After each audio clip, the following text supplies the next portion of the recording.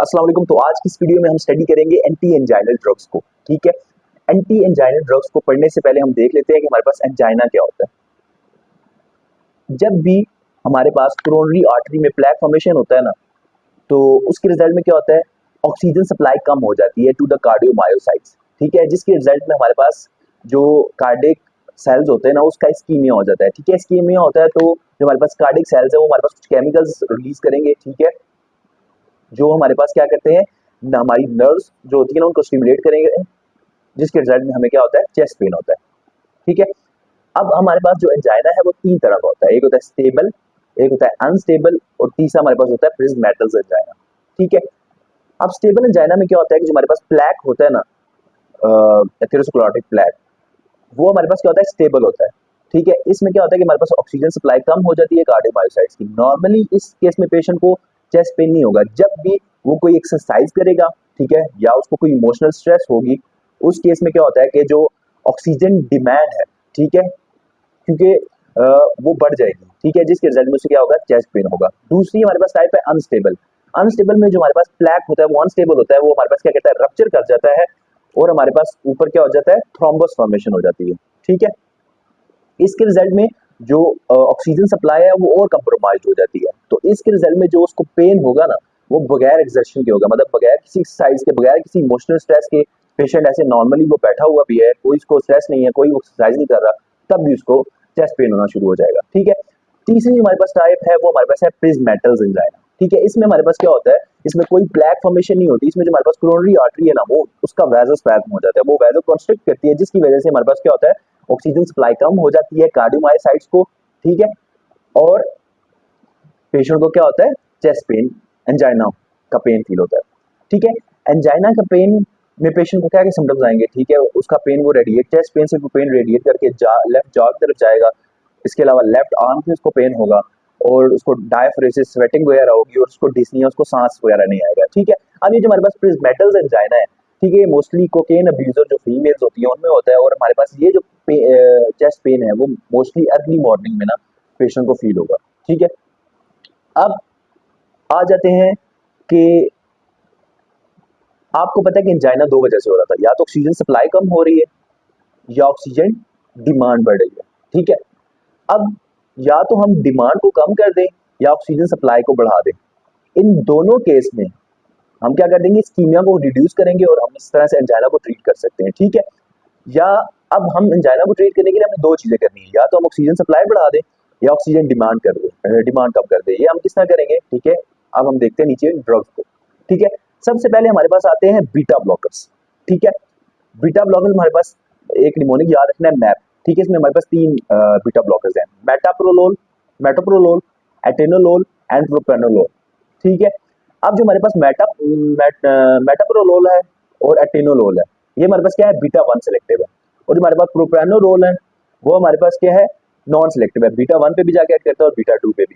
ठीक है, अब आपको पता है जो हमारे पास हार्ट के नोडल सेल्स होते हैं और कॉन्ट्रैक्टाइल सेल्स होते हैं, ठीक है, उन पे हमारे पास क्या होता है, बीटा 1 रिसेप्टर होता है। ठीक है, हार्ट के नोडल सेल्स और कॉन्ट्रैक्टाइल सेल्स दोनों पे बीटा 1 रिसेप्टर। अब जब भी हमारे पास यहाँ पे बीटा 1 रिसेप्टर पे नॉरएपिनेफ्रिन आके बाइंड करेगा, ठीक है, तो हमारे पास क्या होगा, नोडल साइड पे बाइंड करेगा तो हार्ट रेट बढ़ा देगा।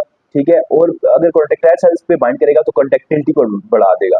ठीक है, अगर हम पेशेंट को देते हैं बीटा ब्लॉकर्स, ठीक है, जैसे हमारे पास मेटोप्रोलोल है, एटिनोलोल है, प्रोपेनोलोल है, वो हमारे पास क्या करेंगे, वो नॉरएपिनेफ्रिन को बीटा 1 रिसेप्टर पे बाइंड नहीं होने देंगे, जिसके रिजल्ट में हमारे पास क्या होगा, हार्ट रेट भी कम हो जाएगा और कॉन्ट्रैक्टिलिटी भी कम हो जाएगी। ठीक है, जब भी अब एक पेशेंट का, ठीक है, हार्ट रेट भी कम हो गया और कॉन्ट्रैक्टिलिटी भी कम हो गई है, तो उसके रिजल्ट में जो उसकी कार्डियोमायोसाइट्स है उनकी ऑक्सीजन डिमांड कम हो गई है। ठीक है, मैंने आपको पहले बताया, जब भी हमारे पास ऑक्सीजन डिमांड कम होगी, इस्कीमिया कम होगा और हमारे पास एंजाइना का पेन भी कम हो जाएगा। ठीक है, इस तरह जो हमारे पास बीटा ब्लॉकर्स है वो हम उनको इस तरह से एंजाइना को ट्रीट करने के लिए दे सकते हैं। ठीक है, अब जो हमारे पास बीटा ब्लॉकर्स हैं, ठीक है, हमने देख लिया कौन कौन से बीटा ब्लॉकर्स हैं, उनके मैकेनिज्म ऑफ एक्शन, उनका मैकेनिज्म ऑफ एक्शन क्या है, और उसके बाद हम आ जाते हैं उनके साइड इफेक्ट्स पे। ठीक है, साइड इफेक्ट्स में सबसे पहले हमारे पास ये हार्ट रेट को कम करवाते हैं। ठीक है, जिसके रिजल्ट में इसका साइड इफेक्ट देख सकते हैं, ब्रेडिकार्डिया। ठीक है, मतलब हार्ट रेट बहुत ज्यादा फॉल करवा देंगे। ठीक है, जिसकी वजह से हार्ट रेट 60 से कम हो जाएगा, उस कंडीशन को हम क्या बोलेंगे, ब्रेडिकार्डिया। ठीक है। अब जब ये कॉन्ट्रैक्टिलिटी को कम करवाएंगे ना, तो जो कार्डिक आउटपुट है ना, वो भी हमारे पास क्या कर जाएगी, फॉल कर जाएगी, जिसके रिजल्ट में आपको पता है कि अगर कार्डिक आउटपुट फॉल करती है तो उसके रिजल्ट में बीपी भी क्या कर जाता है, फॉल कर जाता है। ठीक है, तो एक बहुत ही इंपॉर्टेंट साइड इफेक्ट का और क्या देखा जाएगा, हाइपोटेंशन। ठीक है, अब आपको पता है एक patient already acute heart failure के साथ आपके साथ आया है। ठीक है, अब एक्यूट हार्ट फेलियर में क्या होता है कि जब पेशेंट का हार्ट फेल कर जाता है, ठीक है, कार्डिक आउटपुट उसकी बहुत जल्दी फॉल कर जाती है। अब उस केस में अगर आप उसको बीटा ब्लॉकर दे दें, ठीक है, तो उसके रिजल्ट में उसकी कार्डिक आउटपुट और फॉल कर जाएगी, तो वो पेशेंट क्या कर जाएगा, कोलैप्स कर सकता है। ठीक है, तो आपने ये ध्यान रखना है कि जब भी आपके पास पेशेंट डीकम्पेंसेटेड एक्यूट हार्ट फेलियर के साथ आए तो आप उसको कभी भी बीटा ब्लॉकर ना दो। ठीक है, उसके बाद इसका एक हमारे पास इंपॉर्टेंट साइड इफेक्ट होता है ब्रोंकोस्पाज्म। ठीक है, आपको पता है जो बीटा 2 रिसेप्टर होता है ना, बीटा 2 रिसेप्टर वो हमारे पास लंग्स पे भी पाया जाता है, और लंग्स पे हमारे पास क्या करवाता है, ब्रोंकोडायलेशन करवाता है। जब भी हम उसको बीटा 2 ब्लॉकर देंगे, ठीक है, ये प्रोप्रानोलोल का मोस्टली साइड इफेक्ट होता है ब्रोंकोस्पाज्म। ठीक है, बीटा 2 ब्लॉकर देंगे तो हमारे पास ब्रोंकोडायलेट ही करेगा, बल्कि ब्रोंकोस कंस्ट्रिक्ट कर जाएगा, उसके रिजल्ट में हमारे पास ब्रोंकोस्पाज्म हो जाता है। तो इस वजह से हम ये कोशिश करेंगे कि जो हमारे पास जो बीटा ब्लॉकर्स हैं वो हम एस्थमा और सीओपीडी के पेशेंट्स में ना दें। ठीक है, अगर क्योंकि एस्थमा और सीओपीडी के पेशेंट्स को ऑलरेडी उनका जो ब्रोंक्यूल्स है वो कॉन्स्ट्रिक्टेड फॉर्म में होंगे, ठीक है, मतलब उनमें ऑलरेडी कंस्ट्रक्शन होगी, तो हम उसको अगर बीटा ब्लॉकर देंगे तो फर्दर कंस्ट्रिक्ट कर जाएंगे और पेशेंट का बिल्कुल उसकी बॉडी को ऑक्सीजन सप्लाई खत्म हो जाएगी और वो कोलैप्स कर सकता है। ठीक है, इसके अलावा आपको पता है कि जब भी पेशेंट को हाइपोग्लाइसीमिया होता है, ठीक है, तो साथ ही पेशेंट का सिंपैथेटिक नर्वस सिस्टम एक्टिव होता है, उसका हार्ट रेट बढ़ जाएगा, उसका इसके अलावा उसको स्वेटिंग वगैरह स्टार्ट हो जाएगी। जब भी आप उसको अगर आपको beta blocker sympathetic nervous system blocker दे रहे हो, ठीक है, बीटा 1 बीटा 2, तो ना तो उसका हार्ट रेट बढ़ पाएगा, ठीक है, क्योंकि आपने ब्लॉक कर दिया ना, तो उसके रिजल्ट में पेशेंट को क्या हाइपोग्लाइसीमिया अनअवेयरनेस हो सकती है। ठीक है, तो आप ये कोशिश करेंगे कि बीटा ब्लॉकर्स को डायबिटीज मेलाइटिस के पेशेंट में भी अवॉइड करें। ठीक है, अब हम इसका देख लेते हैं ट्रीटमेंट एल्गोरिथम क्या होता है। सबसे पहले आपके पास पेशेंट आया चेस्ट पेन के साथ, ठीक है, आप इसको क्या देना, नाइट्रोग्लिसरीन।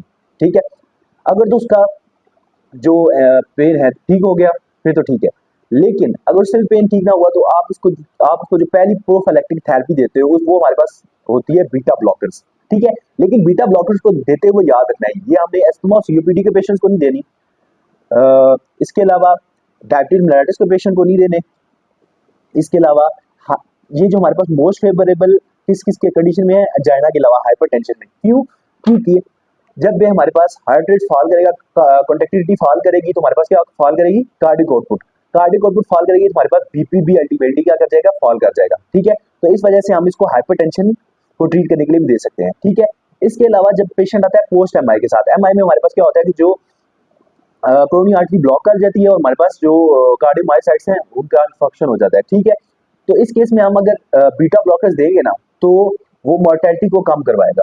ठीक है, ये इसका बहुत इंपॉर्टेंट जो यूज है कि हम उसको पोस्ट एमआई में दे सकते हैं, हाइपरटेंशन में दे सकते हैं और एंजाइना में तो जाहिर बात है। ठीक है,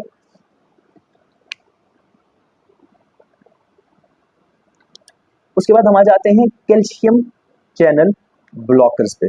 ठीक है, कैल्शियम चैनल ब्लॉकर्स की बात करें तो आपको पता है कि जो नोडल सेल्स और कॉन्ट्रैक्टाइल सेल्स होते हैं उन पे हमारे पास कैल्शियम चैनल्स भी पाए जाते हैं। ठीक है, जिसके वजह में कैल्शियम का इन्फ्लक्स होता है और हमारे पास हार्ट रेट बढ़ जाता है, और कैल्शियम का इन्फ्लक्स अगर कॉन्ट्रैक्टाइल सेल्स में होगा तो कंडक्टिविटी भी बढ़ जाएगी। ठीक है, लेकिन अगर हम इन कैल्शियम चैनल्स को ब्लॉक कर दें, ठीक है, तो उसके वजह में हार्ट रेट फॉल कर जाएगा, कॉन्ट्रैक्टिविटी फॉल करेगी, कम हो जाएगी, उसके रिजल्ट में ऑक्सीजन जो डिमांड है, ठीक है, कार्डियोमायोसाइट्स की वो कम हो जाएगी, इस्कीमिया कम होगा और एंजाइना का पेन भी कम हो जाएगा। ठीक है, ये है इसका mechanism of action calcium channel blockers का। अब हमारे पास जो कैल्शियम चैनल ब्लॉकर्स होते हैं वो दो तरह के होते हैं, नॉन डिहाइड्रोपिरिडीन कैल्शियम चैनल ब्लॉकर्स और डिहाइड्रोपिरिडीन कैल्शियम चैनल ब्लॉकर्स। इसके बारे में मैं आपको बाद में बताता हूँ। ठीक है, अब जो आपके पास नॉन डिहाइड्रोपिरिडीन कैल्शियम चैनल ब्लॉकर्स हैं वो दो है हमारे पास। सबसे पहले पहला कौन सा है हमारे पास, विरैम्पिल, और दूसरा हमारे पास है डिल्टायाज़म। ठीक है, विरैम्पिल एंड डिल्टायाज़म।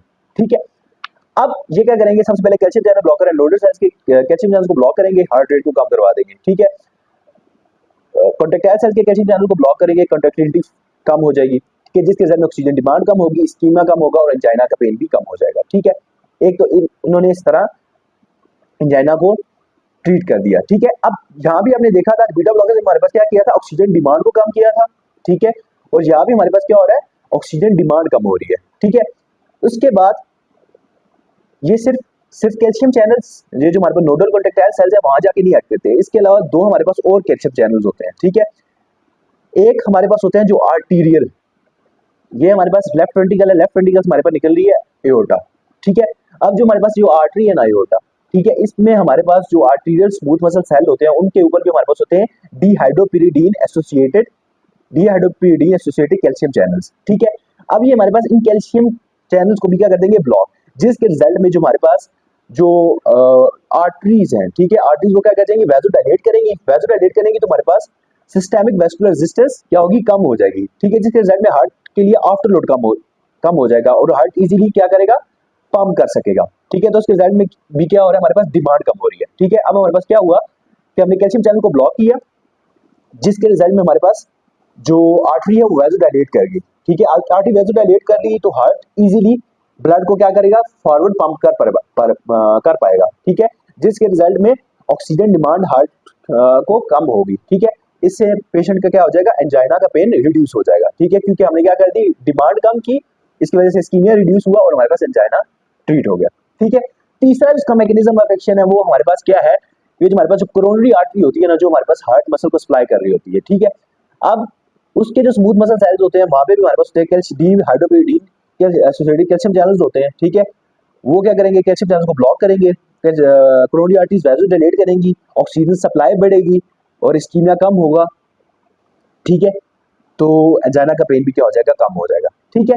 यहाँ पे आपने एक डिफरेंस देखना है, ठीक है। सबसे पहले हमने दी है बीटा ब्लॉकर्स, बीटा ब्लॉकर में हमारे पास क्या हो रहा था कि हार्ट रेट कम हुआ था, कॉन्ट्रैक्टिलिटी कम हुई थी, जिस वजह से ऑक्सीजन डिमांड कम हुई थी, ठीक है, ऑक्सीजन डिमांड कम हुई थी, ठीक है। उसके बाद हमने दिए calcium channel blockers, nodal cell पे हमारे पास कैल्शियम चैनल्स एक्ट किए थे, कैल्शियम चैनल ब्लॉकर्स, तो उन्होंने क्या किया, हार्ट रेट को कम करवाया, कॉन्ट्रैक्टिलिटी को कम करवाया, ऑक्सीजन डिमांड कम हुई और इस्कीमिया कम हुआ, दोनों केस में ऑक्सीजन डिमांड कम हुई। उसके बाद हमने देखा जो हमारे पास आर्टीरियल स्मूथ मसल सेल्स होते हैं वहां पे भी हमारे पास calcium channel blockers calcium channels होते हैं, ठीक है, उनको हमारे पास कैल्शियम चैनल ब्लॉकर्स वहां जाके एक्ट करेंगे, वो भी हमारे पास क्या करवाएंगे, ऑक्सीजन डिमांड कम करवा रहे थे, ठीक है। लेकिन जो हमारे पास इसका जो ये वाला मैकेनिज्म ऑफ एक्शन है, इसके थ्रू हमारे पास ये क्या करवा रहे हैं, कोरोनरी आर्टरीज को वैसोडाइलेट करवाएंगे, जिसकी वजह से ऑक्सीजन सप्लाई बढ़ जाएगी, इस्कीमिया कम हो जाएगा और एंजाइना को ट्रीट कर सकते हैं, ठीक है। उसके बाद ये हमारे पास मोस्ट स्पेसिफिकली हम कब देते हैं, प्रिज्मेटल एंजाइना में। आपको पता है प्रिज्मेटल एंजाइना में क्या होता था कि हमारे पास जो कोरोनरी आर्टरी है उसका वैसोस्पैज्म हो जाता था, ठीक है। उस केस में हम देते हैं उसको क्या, कैल्शियम चैनल ब्लॉकर्स, ठीक है। एक तो वो हमारे पास क्या करवा देगा, कोरोनरी आर्टरीज को वैसोडाइलेट, लेकिन जिसके लिए मोस्ट स्पेसिफिक है वो हमारे पास डिहाइड्रोपिरिडीन कैल्शियम चैनल ब्लॉकर्स हैं, ठीक है। अब जो हमारे पास डिहाइड्रोपिरिडीन कैल्शियम चैनल ब्लॉकर्स हैं वो हमारे पास दो हैं, अमाइलोडिपिन एंड निफेडिपिन, ठीक है। जो हमारे पास नॉन डिहाइड्रोपिरिडीन कैल्शियम चैनल ब्लॉकर्स हैं वो इन चारों मैकेनिज्म ऑफ एक्शन के थ्रू एक्ट करते हैं, ठीक है, इसके थ्रू, इसके थ्रू और इसके थ्रू और इसके थ्रू। लेकिन जो हमारे पास डिहाइड्रोपिरिडीन कैल्शियम चैनल ब्लॉकर्स है, जैसे हमारे पास अमाइलोडिपिन एंड निफेडिपिन है, वो सिर्फ हमारे पास जो डिहाइड्रोपिरिडीन एसोसिएटेड कैल्शियम चैनल ब्लॉकर्स होते हैं ना, ठीक है, सिर्फ उन्हीं को हमारे पास क्या करता है, ब्लॉक करता है। Dihydropyridine associated calcium channel blockers, calcium channel हमारे पास दो होते हैं, ठीक है, हमारे पास जो आर्टीरियल स्मूथ मसल पे होते हैं, स्मूथ मसल सेल्स पे होते हैं, और इसके अलावा जो हमारे पास कोरोनरी आर्टरी के स्मूथ मसल सेल्स होते हैं उन पे होते हैं, ठीक है। अब हमारे पास होता क्या है, ठीक है, अब आपको पता होना चाहिए जो कैल्शियम चैनल ब्लॉकर्स हैं, ठीक है, एक पेशेंट है, ठीक है, उसको हमारे पास अस्थमा है, सीओपीडी है या डायबिटीज मेलाइटिस है, ठीक है। अगर इस किस्म का पेशेंट आपके पास आता है तो आपने उसको क्या देना है, सबसे पहले नाइट्रोग्लिसरीन देनी है, ठीक है, लेकिन उसके बाद आपने उसको बीटा ब्लॉकर्स नहीं, आपने उसको क्या देने हैं, कैल्शियम चैनल ब्लॉकर्स। क्यों? क्योंकि बीटा ब्लॉकर उसका ब्रोंकोस्पाज्म करवा देंगे अगर अस्थमा या सीओपीडी का पेशेंट है, और डायबिटीज मेलाइटिस का पेशेंट है तो उसमें क्या करवा देंगे, हाइपोग्लाइसीमिया अनअवेयरनेस, ठीक है। इसके बाद एक बात याद रखनी है कि जो हमारे पास बीटा ब्लॉकर्स है, ठीक है, वो हम पोस्ट एमआई में दे सकते थे, ठीक है, वो क्योंकि मोर्टेलिटी को कम करवाता है, लेकिन ये हमारे पास कैल्शियम चैनल ब्लॉकर्स है, हमारे पास पोस्ट एमआई में हमें नहीं देना चाहिए क्योंकि हमारे पास मोर्टेलिटी को क्या करवाते हैं, बढ़ाते हैं, ठीक है। उसके बाद हम आ जाते हैं नाइट्रेट्स पे, ठीक है। नाइट्रेट्स हमारे पास क्या करते हैं बेसिकली, ठीक है, इनका काम दो दो तरीकों से होता है, ठीक है। सबसे पहले ये हमारे पास क्या करवा देते हैं, वेनोडाइलेशन, ठीक है। और दूसरा हमारे पास क्या करवाते हैं, कोरोनरी आर्टरी वैसोडाइलेशन, ठीक है। मैं आपको डीप कॉन्सेप्ट पढ़ाता हूँ कि कैसे इनका क्या मैकेनिज्म ऑफ एक्शन है। वेनोडाइलेशन होगी तो क्या होगा, कोरोनरी आर्टरी की वैसोडाइलेशन होगी तो क्या होगा। सबसे पहले अगर हार्ट को हमारे पास, आपको पता है कि हमारे पास सुपीरियर वेना क्या हुआ जा रही है, इंफीरियर वेना क्या हुआ जा रही है, ठीक है। अब वो वेन अगर कर गई है डायलेट, ठीक है। आपको पता है जब वेनोडाइलेशन होती है तो हमारे पास क्या होता है कि वेनस रिटर्न कम हो जाता है, ठीक है। वेनोडाइलेशन होगी तो हमारे पास क्या हो जाएगा, वीनस रिटर्न कम हो जाएगा। वीनस रिटर्न कम होगा तो राइट वेंट्रिकल की जो कार्डिक आउटपुट है वो कम हो जाएगी। आपको पता है राइट वेंट्रिकल से ब्लड होकर लंग्स के थ्रू हमारे पास जाता है लेफ्ट एट्रियम में, फिर लेफ्ट वेंट्रिकल में। तो जो हमारे पास प्री लोड है वो भी हो जाएगा कम। प्री लोड कम होगा तो हमारे पास लेफ्ट वेंट्रिकल की कार्डिक आउटपुट है वो भी हो जाएगी कम, ठीक है। अब जब आपको पता है कि प्री लोड कम है, मतलब अब हार्ट के पास जो प्री लोड आया वो कम है, तो उसको पंप करने के लिए जो एनर्जी चाहिए होगी वो भी कम होगी। तो इसके रिजल्ट में क्या हुआ है, ऑक्सीजन डिमांड कम हो गई है, ठीक है। ऑक्सीजन डिमांड कम होगी तो इसकी में रिड्यूस होगा, इसके थ्रू एंजाइना को ट्रीट कर सकते हैं, ठीक है। अब इसका मैकेनिज्म ऑफ एक्शन क्या है, ठीक है। जो हमारे पास नाइट्रेट्स होते हैं, नाइट्रेट्स हमारे पास क्या करवाते हैं कि नाइट्रिक ऑक्साइड रिलीज करवाते हैं इनटू द जो वेन का स्मूथ मसल सेल होता है ना उसमें। अब ये नाइट्रिक ऑक्साइड हमारे पास स्टिमुलेट करता है गुआनाइल साइक्लेज को। गुआनाइल साइक्लेज हमारे पास क्या करता है, जीटीपी को कन्वर्ट करता है सीजीएमपी पे। सीजीएमपी हमारे पास क्या करता है, प्रोटीन काइनेज जी को स्टिमुलेट करता है, प्रोटीन काइनेज जी आगे से स्टिमुलेट करता है मायोसिन लाइट चेन फॉस्फेटेज को, जिसके रिजल्ट में हमारे पास जो वेनस स्मूथ मसल सेल है, ठीक है, वो हमारे पास क्या करेंगे, रिलैक्स करेंगे, वेनोडाइलेशन होगी, वेनस रिटर्न कम होगा और कार्डिक आउटपुट फॉल करेगी और बीपी भी फॉल कर जाएगा, ठीक है। अब इसमें दो कॉन्ट्राडिक्शंस है, आपको ये पता होना चाहिए कि हम ये किसके कंडीशन में हम नाइट्रेट्स नहीं दे सकते, ठीक है। सबसे पहले अगर पेशेंट राइट हार्ट फेलियर के साथ है, ठीक है। अगर पेशेंट राइट हार्ट फेलियर के साथ है ना, तो ऑलरेडी इसका जो राइट वेंट्रिकल है वो पंप नहीं कर पा रहा सही से और उसकी ऑलरेडी कार्डिक आउटपुट बहुत कम है, ठीक है। तो उस केस में आप तो ऑलरेडी उसकी कार्डिक आउटपुट क्या है, कम है, ठीक है। अगर आपने उसको वेनोडाइलेटर दे दिया जैसे नाइट्रेट्स, ठीक है, तो उसकी कार्डिक आउटपुट फर्दर फॉल कर जाएगी, उसका बीपी बहुत ज्यादा फॉल कर जाएगा, ठीक है। तो ये इसका बहुत बहुत इंपॉर्टेंट साइड इफेक्ट है। तो जब भी पेशेंट राइट हार्ट फेलियर के साथ आया तो आपने इसको कभी भी नाइट्रेट्स नहीं देने, ठीक है। अब या patient already PD phosphodiesterase 5 inhibitors ले रहा है, ठीक है। इनका भी हमारे पास क्या काम होता है, ये भी सीजीएमपी के लेवल को बढ़वाते हैं और हमारे पास वेनोडाइलेशन करवाते हैं, ठीक है। तो अगर पेशेंट ऑलरेडी फॉस्फोडाइस्ट्रेज 5 इनहिबिटर्स भी ले रहा है तो उसके साथ आपने उसको नाइट्रेट्स नहीं देने। ये दो इंपॉर्टेंट बातें आपने याद रखनी है, ठीक है। उसके बाद हमारे पास कोरोनरी आर्टरी वैसोडाइलेशन कैसे करवाता है, वो भी इसका सेम मैकेनिज्म ऑफ एक्शन है। नाइट्रेट्स हमारे पास नाइट्रिक ऑक्साइड रिलीज करवाएगा, नाइट्रिक ऑक्साइड हमारे पास गुआनाइल साइक्लेज को जाके एक्टिव करेगा, गुआनाइल साइक्लेज हमारे पास जीटीपी को सीजीएमपी में कन्वर्ट करेगा, सीजीएमपी हमारे पास स्टिमुलेट करेगा प्रोटीन काइनेज जी को, प्रोटीन काइनेज जी आगे से स्टिमुलेट करता है मायोसिन लाइट चेन फॉस्फेटेज को और उसके रिजल्ट में हमारे पास जो कोरोनरी आर्टरी का स्मूथ मसल सेल्स हैं वो रिलैक्स करेंगे और कोरोनरी आर्टरी वैसोडाइलेट होगी और इसके रिजल्ट में क्या हो जाएगा, ऑक्सीजन सप्लाई बढ़ेगी, ठीक है। कोरोनरी आर्टरी वैसोडाइलेशन होती है, परफ्यूजन बढ़ती है, ऑक्सीजन सप्लाई बढ़ती है, इस्कीमिया कम होता है और उसके रिजल्ट में जाइना का पेन भी क्या हो जाता है, कम हो जाता है, ठीक है। इस केस में डिमांड कम हुई, इस केस में ऑक्सीजन सप्लाई बढ़ी है, ठीक है। नाइट्रेट्स का दोनों तरह से मैकेनिज्म ऑफ एक्शन है, ठीक है। इसके बाद इसका ट्रीटमेंट एल्गोरिथम क्या है, ठीक है। आपके पास पेशेंट आता है नाइट्रो एंजाइना के साथ, सबसे पहले आप उसको देते हैं नाइट्रोग्लिसरीन, ठीक है। अब उससे भी उसका एंजाइना का पेन ठीक नहीं हो रहा तो आप सबसे पहले उसकी जो प्रोफाइलैक्टिक थेरेपीज को देते हो वो हमारे पास होते हैं बीटा ब्लॉकर्स, ठीक है। अगर पेशेंट अस्थमा के साथ आता है, सीओपीडी के साथ आता है या डायबिटीज मेलाइटिस के साथ, तो आप क्या कर देते हो कि उसको बीटा ब्लॉकर्स नहीं देते, आप उसको डायरेक्ट क्या दे देते हो, कैल्शियम चैनल ब्लॉकर्स, ठीक है। अब कैल्शियम चैनल ब्लॉकर्स और कैल्शियम चैनल ब्लॉकर भी दे सकते हो और नाइट्रेट्स भी दे सकते हो, लेकिन अब आपको पता था कैल्शियम चैनल ब्लॉकर्स हमने कहा नहीं देने थे अगर पेशेंट को पोस्ट एमआई है, क्योंकि ये हमारे पास मोर्टेलिटी को बढ़वाता है। और जो हमारे पास नाइट्रेट्स हैं वो आपने किसको नहीं देने, हाइपरटेंशन के पेशेंट को, ठीक है।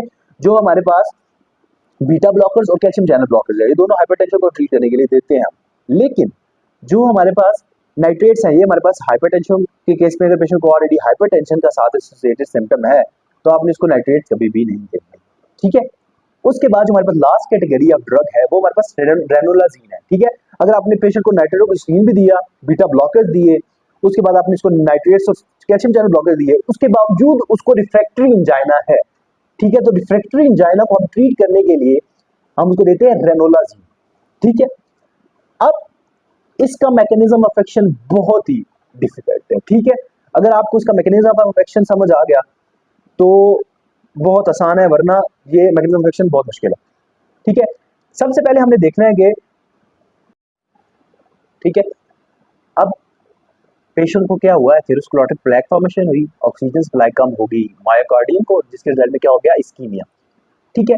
अब ये जो इस्कीमिया है, ठीक है, इससे क्या होगा कि आपको पता है जो आपके कॉन्ट्रैक्टाइल सेल्स हैं, ठीक है, वहां पे होते हैं हमारे पास सोडियम चैनल्स, ठीक है। सोडियम चैनल्स को ये क्या करेंगे, जो इस्कीमिया होता है ना, ठीक है, पेशेंट को जब भी, तो वो सोडियम चैनल को क्या करेगा, एक्टिवेट करेगा, ठीक है, जो कॉन्ट्रैक्टाइल सेल्स होते हैं, जिसके रिजल्ट में सोडियम का क्या होगा, फ्लक्स होगा, सोडियम का लेवल इनसाइड द सेल क्या हो जाएगा, बढ़ जाएगा, ठीक है। जब सोडियम का लेवल इनसाइड द सेल बढ़ेगा तो ये सोडियम का हाई लेवल स्टिमुलेट करता है सोडियम कैल्शियम एक्सचेंजर को, ठीक है, कि वो भी ओपन हो, तो उसके रिजल्ट में सोडियम क्या क्या हो, फ्लक्स हो, क्योंकि अंदर बहुत ज्यादा उसका लेवल हो गया है। तो जब इस फ्लक्स होगा तो उसके साथ एक पॉजिटिव आयन को साथ को ट्रांसपोर्ट भी तो करना है, काउंटर ट्रांसपोर्ट, ठीक है। तो उसके रिजल्ट में कैल्शियम अंदर आ जाएगा, ठीक है, कैल्शियम का क्या हो जाएगा, फ्लक्स हो जाएगा, तो उसके रिजल्ट में कैल्शियम का लेवल अंदर बढ़ेगा और क्या हो जाएगी, कंट्रैक्शन, ठीक है। अब क्या होता है, ठीक है, मैं इसको आपको बताता हूँ इसका साइड इफेक्ट क्या होता है, ठीक है। जब भी एक पेशेंट को इस्कीमिया होता है ना, तो उसके रिजल्ट में उसका इस्कीमिया फर्दर उसको वर्स्ट कैसे होता जाता है इस्कीमिया, ठीक है। जब भी एक पेशेंट को इस्कीमिया होगा, सोडियम चैनल स्टिमुलेट होंगे, ठीक है, कंट्रैक्शन हो जाएगी, ठीक है, प्रोलॉन्ग कंट्रैक्शन, ठीक है। अब जब कंट्रैक्शन होगी ना, तो डायस्टोलिक वॉल टेंशन है ना, वो बढ़ जाएगी। डायस्टोलिक वॉल टेंशन का क्या मतलब है, जब भी आपका हार्ट रिलैक्स कर रहा होता है, ठीक है, आपका हार्ट रिलैक्स करता है ताकि वो बेसिकली इजीली फिल अप हो सके, तो उस केस में वॉल की क्या हो जाती है, टेंशन बढ़ जाती है, ठीक है। ये आपके फर्ज करें वॉल है, ठीक है, ये वॉल बड़ी अब क्या होगी, टेंस होगी, ठीक है, हमारे पास ये अंदर वेंट्रिकुलर स्पेस है। अब जब टेंशन बढ़ेगी ना, तो आपका हार्ट फिल हो रहा होगा, ठीक है, आपका हार्ट जब डायस्टोलिक के दरमियान आपका हार्ट फिल हो रहा होता है, अब ऑलरेडी आपकी जो डायस्टोलिक वॉल टेंशन है वो हाई है, ठीक है, लेकिन आप ब्लड अंदर आता जा रहा है और जो वॉल है वो रिलैक्स तो है ही नहीं, वो तो टेंस है, तो उसके रिजल्ट में वॉल के ऊपर जो ब्लड आ रहा है, ठीक है, डायस्टोलिक फिलिंग हो रही है, ठीक है, उसके रिजल्ट में, ठीक है, प्रेशर पड़ा है अंदर, अंदर से, बाहर से वॉल की टेंशन है, अंदर से क्या हो रहा है, left ventricular end diastolic pressure वो भी बढ़ रहा है, ठीक है, जो हमारे पास। अब जब दोनों प्रेशर, ठीक है, जब अंदर से प्रेशर पड़ेगा ना, ठीक है, तो ये हमारे पास जो ये जो कोरोनरी आर्टरी है, यहाँ से हमारे पास कुछ माइक्रो वेसल्स होती हैं, ठीक है, जो जाके आपकी मायोकार्डियम को जाके सप्लाई कर रही होती है, ठीक है। जब left ventricular end diastolic pressure बढ़ेगा तो ये जो माइक्रो वेसल्स जो हार्ट को सप्लाई कर रही है ना, ठीक है, इनकी क्या हो जाएगी, कंप्रेशन हो जाएगी, ठीक है, ठीक है। अंदर से वो प्रेशर डाल रहा है, बाहर से जो वॉल है उसकी टेंशन, ठीक है, ये हमारे पास माइक्रो वेस्कुलर कंप्रेशन करवा देंगे, जिसके रिजल्ट में इस्कीमिया फर्दर वॉश हो जाएगा। अब आप क्या करते हैं, उस पेशेंट को देते हैं जी रेनोलाजीन, ठीक है। अब एक पेशेंट का एंजाइना है, ठीक है, वो ठीक ही नहीं हो रहा, ठीक है, तो उसका मतलब ये है कि उसका इस्कीमिया फर्दर वॉश होता जा रहा है, ठीक है, इस मैकेनिज्म के थ्रू उसको देते हैं आप रेनोलाजीन। रेनोलाजीन क्या करवाता है कि ये ब्लॉक कर देता है सोडियम चैनल्स को ब्लॉक करेगा, तो उसके रिजल्ट में क्या होगा कि जो कंट्रैक्शन है वो क्या हो जाएगी, कम हो जाएगी, ठीक है। डायस्टोलिक वॉल की टेंशन है वो भी कम होगी, टेंशन कम होगी तो left ventricular end diastolic pressure भी कम होगा, माइक्रोवेस्कुलर कंप्रेशन नहीं होगी बल्कि वो दोबारा से डायलेट हो जाएगी और इस्कीमिया ठीक हो जाएगा, ठीक है। लेकिन इसके हमारे पास साइड इफेक्ट्स क्या होते हैं, ठीक है, तो इसमें हमने इसके रिजल्ट में हमने दोनों काम किए हैं, ठीक है। एक तो हमारे पास जब माइक्रोवेस्कुलर वैजुलाइजेशन होती है तो उसके रिजल्ट में क्या होगा कि इस्कीमिया वॉश नहीं होगा, ठीक है, इस्कीमिया ठीक हो जाएगा। तो इस केस में हमने क्या किया है, ऑक्सीजन सप्लाई को ठीक किया है, ठीक है, ऑक्सीजन सप्लाई बढ़ाई है, ठीक है, कैसे बढ़ाई है वो मैंने आपको बता दिया। दूसरा काम, जब आपका हार्ट प्रोलॉन्ग कंट्रैक्शन की स्टेट में रहेगा तो उसको ऑक्सीजन भी तो चाहिए होगी कॉन्ट्रैक्ट करने के लिए, तो उसके रिजल्ट में ऑक्सीजन डिमांड बढ़ जाती है, ठीक है। लेकिन जब आप उसको रेनोलाजीन दे देते हो तो उसके रिजल्ट में उसकी कंट्रैक्शन क्या हो जाती है, इनहिबिट हो जाती है, ठीक है, तो उसके रिजल्ट में ऑक्सीजन डिमांड भी क्या हो जाएगी, कम। तो इस केस में हमने ऑक्सीजन डिमांड को भी कम किया और ऑक्सीजन सप्लाई को भी क्या करवा दिया, बढ़वा दिया, ठीक है। इसके साइड इफेक्ट्स क्या होते हैं कि हम इसके रिजल्ट में जो पेशेंट रेनोलाजीन लेता है तो उसका क्यूटी इंटरवल प्रोलॉन्ग हो जाता है। अगर आपने फर्स्ट ईयर की फिजियोलॉजी में पढ़ा हो तो क्यूटी इंटरवल प्रोलॉन्ग होता है, तो उसके रिजल्ट में हमारे पास एक डिजीज होती है टॉर्साइटिस डी पॉइंटिस, ठीक है।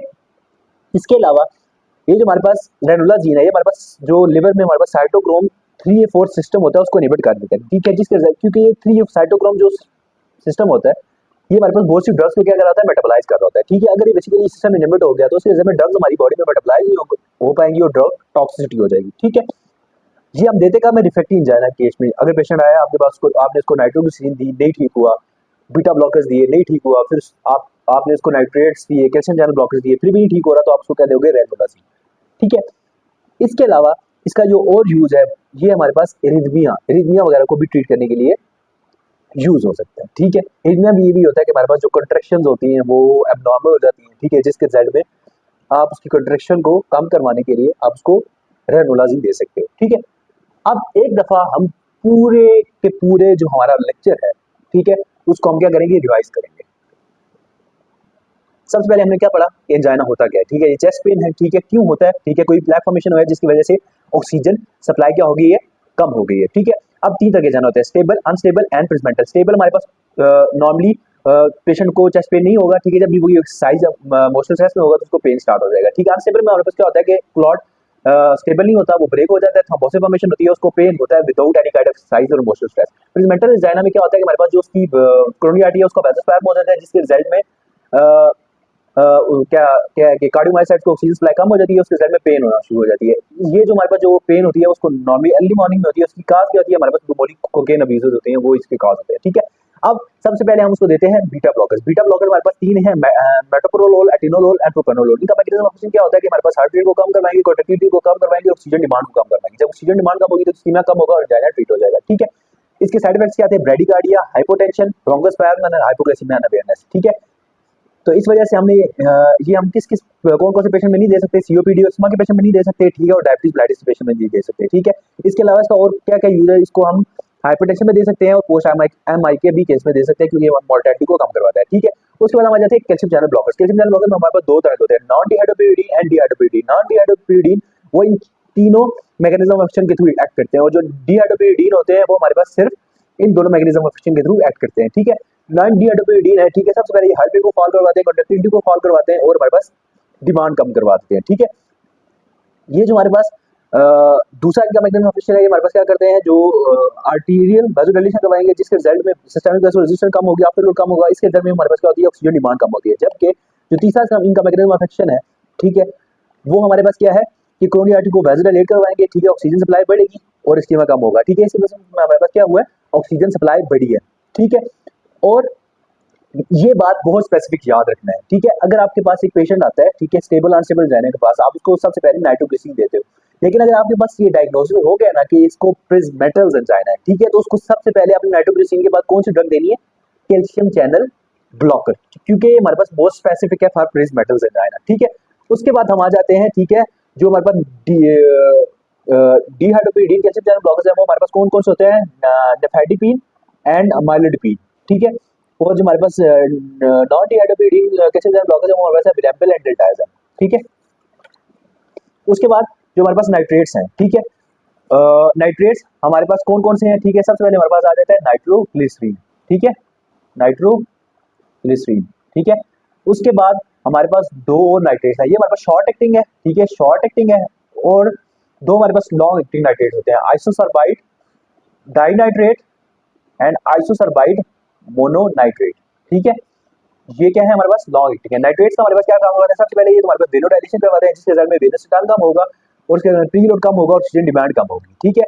लेकिन दूसरा हमारे पास एक तो डिमांड कम करवा रहे हैं, दूसरा हमारे पास ये कोरोनरी आर्टरी की वासोडाइलेशन करवाते हैं, ठीक है। मैकेनिज्म ऑफ एक्शन मैंने ऑलरेडी आपको बता दिया है, ठीक है। परफ्यूजन कम, जिसके रिजल्ट में परफ्यूजन बढ़ेगी, ऑक्सीजन सप्लाई बढ़ेगी, इस्कीमिया कम होगा और जाना भी कम होगा, ठीक है। एक बात ये याद रखनी है कि आपने नाइट्रेट्स किस पेशेंट को नहीं देने, अगर ऑलरेडी वो राइट हार्ट फेलियर के साथ है या हमारे पास फॉस्फोडाइस्ट्रेस 5 इनहिबिटर्स ले रहा है, ठीक है, और अगर पेशेंट को हाइपरटेंशन है, ठीक है। उसके बाद आपने देखना है रेनोलाजीन, ठीक है, ये क्या करवाता है, सोडियम चैनल को ब्लॉक करवाता है, ठीक है, जिसके में प्रोलॉन्ग रोटेशन कम होती है, डायस्टोलिक वॉल टेंशन कम होती है, left ventricular end diastolic pressure कम होता है, माइक्रोवेस्कुलर कंप्रेशन कम होती है, ठीक है, इसमें इस्कीमिया बेहतर होता है, ठीक है। इसके में हमने क्या किया, ऑक्सीजन सप्लाई को बढ़ाते हैं, ऑक्सीजन डिमांड को भी कम करवाते हैं, ठीक है। इसके साइड इफेक्ट्स क्या है, हमारे पास क्यूटी इंटरवल प्रोलॉन्ग हो जाता है, ठीक है, जिसके रिजल्ट में हमारे पास डिजीज होती है टॉर्साइडी डिपॉन्टिस। इसके अलावा ये हमारे पास साइटोक्रोम 3A4 सिस्टम को इनहिबिट करता है, जिसके रिजल्ट में हमारे पास क्या हो जाती है, ड्रग टॉक्सिसिटी और ये हमारे पास हम कब देते हैं पेशेंट को, रिफ्रैक्टिव एंजाइना केस में, और इसका जो साइड जो हमारे पास इसका मोस्ट इंपॉर्टेंट यूज है वो हम इसको एरिथमिया वगैरह में भी दे सकते हैं। Thank you very much.